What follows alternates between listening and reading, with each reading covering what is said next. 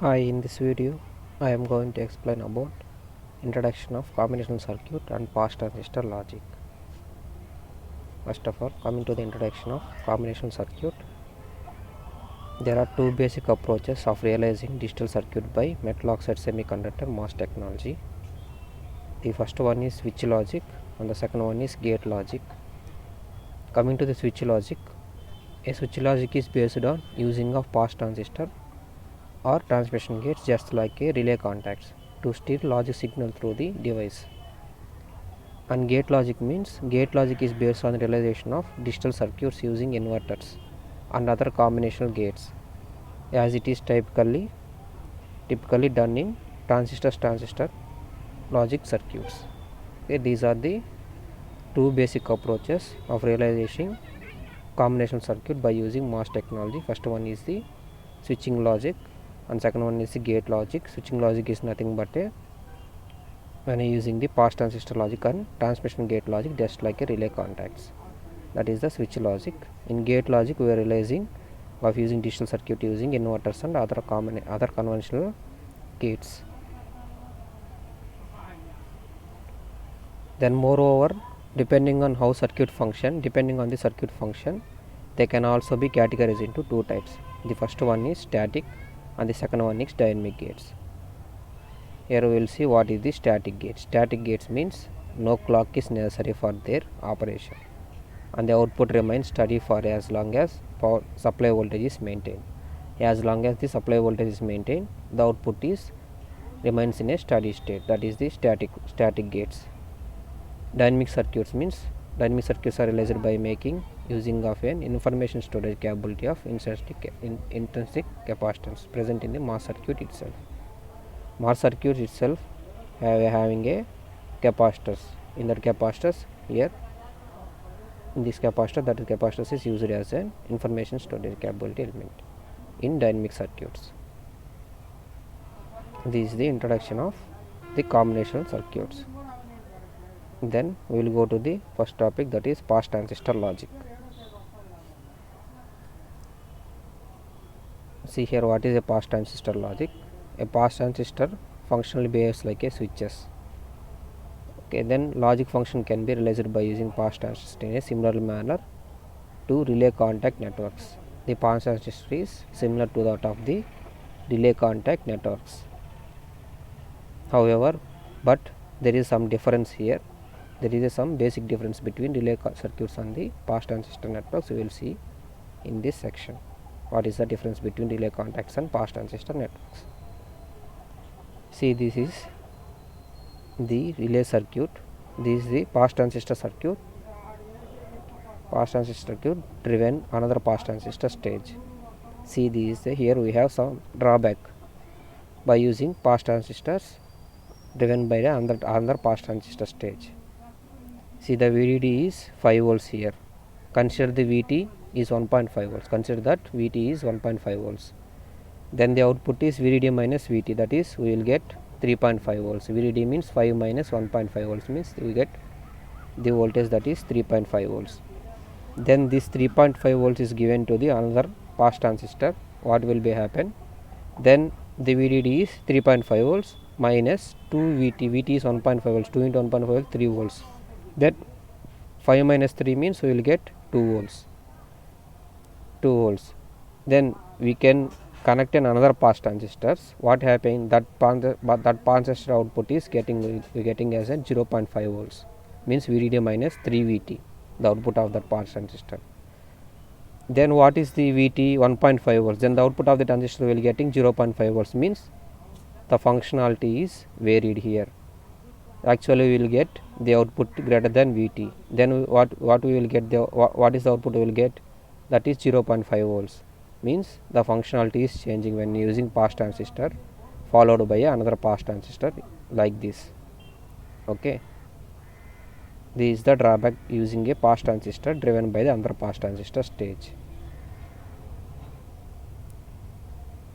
See here is another drawback when you using pass transistors in place of relay circuits. See here, this is the general logic relay function. for this Boolean function f equal to a plus b dash c. This is the general relay block diagram for f equal to a plus b dash c. Then this B figure is the replacing these relays with the pass transistor. See here, replacing this relay A with the pass transistor, then B bar with the pass transistor, and C is with this pass transistor. Considering when you give the input signal, that is when you give the input signal, that is 101, what happens? 101 means this transistor, this pass transistor, this is a NMOS pass transistor. When you give logic 1 to the gate, then this is in on position. On position means this is short circuited. Then 101, I said that 101. B bar means 0 means, that is B bar means 1. When you give 1 to this is also on position, this is also on position, entire this is short circuited. This entire VDD you will get as Vout, that equal to VDD. Okay. Here there is no problem. Here when input is VDD, then we will get the output is Vout is VDD. Suppose initially here we have VDD. Then I will give again 101. What happens? 101. I will give 0 1 0 0 1 0. Then 0, what happens? This is open circuited. Then when you give 1 means this is B dash, then 0 open circuited, then this open circuited. What happens? In previous case the Vout is VDD, then these all are open circuited, then there is no discharging path here. Okay, there is no discharging path here. This is the drawback when you use pass transistors like relay structure. Okay, this is the drawback when you use pass transistors as relay structure. There is no discharging path here. Okay, that's why we will go to this structure. See figure. See here, when you give 0 1 0, what happens? See here, 0 1 0, A equal to 0, then this is open circuited, there is no VDD here. Okay, then A dash means A equal to 0, A dash means 1. This is in on position, then it is short circuited. Then see here, then B will begin as 1, then this is short circuited, then 0 is nothing but a ground.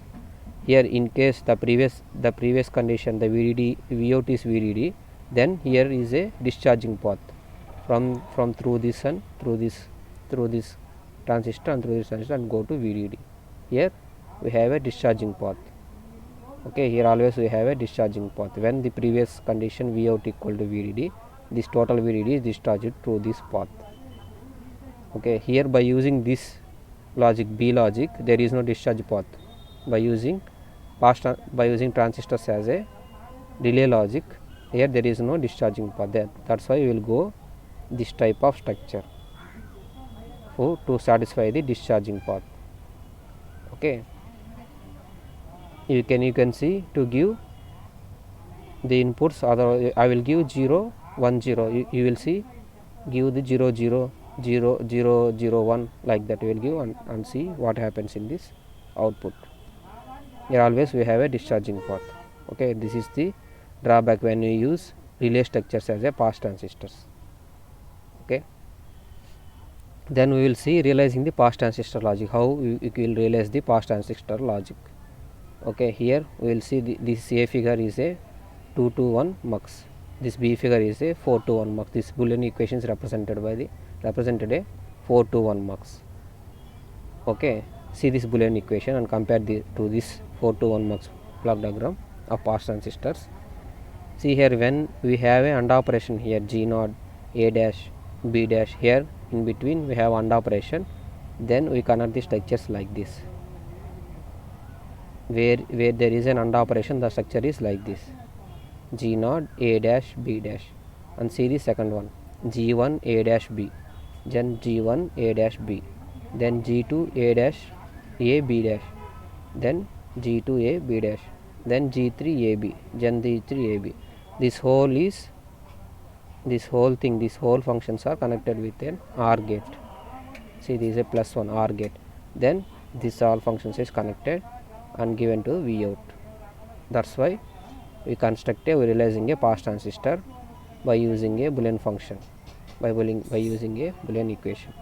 Okay, this is the 4 to 1 mux, this is the 2 to 1 mux.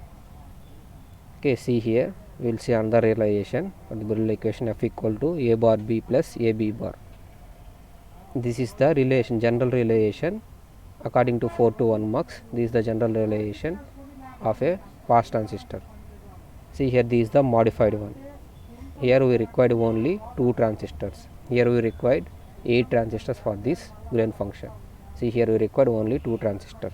How can this be? How can we build this? Means see here, according to the Boolean function, a bar b, this is the AND operation here. Then see a bar b, then a b bar, then a b bar, and here in between we have OR operation. Then connected these two and get V out. This way, like this we build a Boolean function, we build a pass transistor logic for a given Boolean function. Okay, like this we can build the pass transistor logic for a given Boolean function. Now we will see the advantages and disadvantages of pass transistor logic. The first advantage is it is ratioless. It is ratioless. Here there is no ratioless, means there is no right path between VDD and ground, and here we are using only one transistor for one logic. For one logic we are using one transistor. Either you can use a PMOS transistor or NMOS transistor.